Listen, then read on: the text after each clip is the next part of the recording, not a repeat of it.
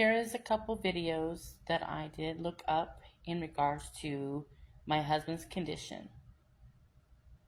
COVID was so damaging to all these patients' lungs was that COVID would create an inflammation in the lungs that would actually act as a thick kind of barrier of inflammatory responses that would make oxygenation very difficult, and it would make lungs very difficult. That's why people felt like they were breathing with like someone was sitting on their chest.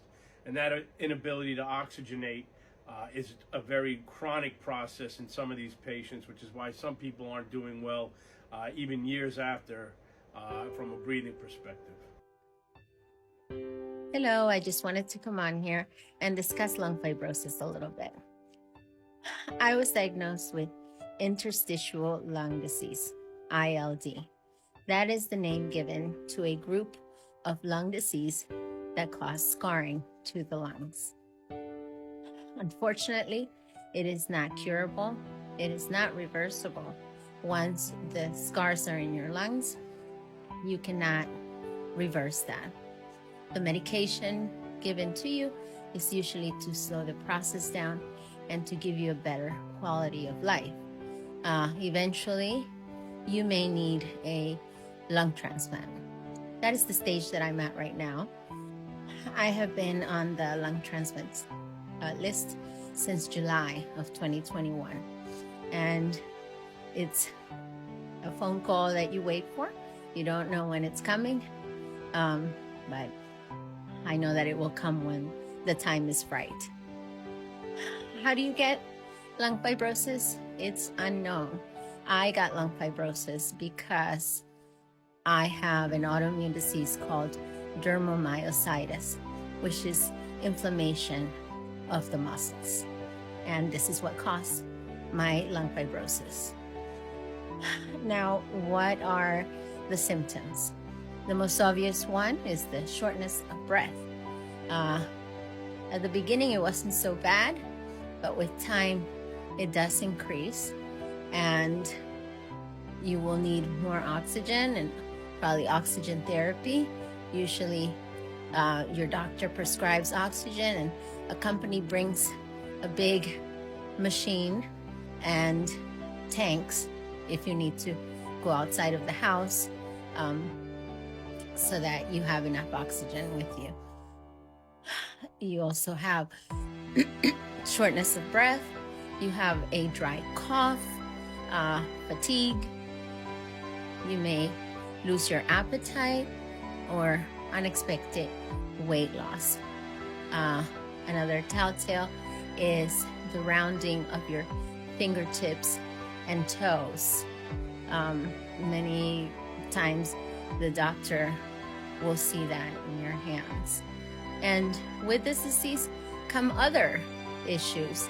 I also have something called GERD, which is really bad acid reflux. So these are some of the things I can tell you now about lung fibrosis. So my husband, everybody who has been following along knows that he's been on home hospice, which he's on home hospice due to interstitial lung disease, also known as ILD, which is it's non-reversible and is not curable. The only way it can be cured is through a full lung transplant, which he's not eligible for because of his varices due to his liver transplant that he had done in 2018, and his varices are already damaged due to that. So he is not a candidate for a lung transplant. So the only thing they can do for him is provide him with the oxygen and the support. Now y'all probably think, well, how the hell did he get that? Well, it is due to COVID. And as you saw in that first part of this video, yes, COVID can cause a lot of long-term illnesses after having it. Which is what that did to my husband. He ended up with COVID, I think, 3 times within a 2.5 month span. One time being hospitalized and he had COVID. And so with that, he ended up with pneumonia all 3 occasions. And with that being said, it had damaged and scarred his lungs. And because it scarred his lungs, there's no reversing it now. So all they can do for him, since they can't do a lung transplant, is to, keep him comfortable and give him, the oxygen that he needs. But since he's been in home hospice, he is doing pretty well. We are trying to graduate him from, now that he started sitting up, now we're trying to get him to go to the wheelchair. So we're hoping maybe by Tuesday, if we can get him in the wheelchair, we can push him outside to get him some fresh air.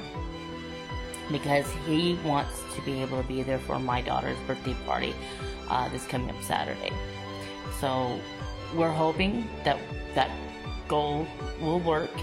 But in the meantime, he's just taking baby steps and doing the best that he can with the life that he has.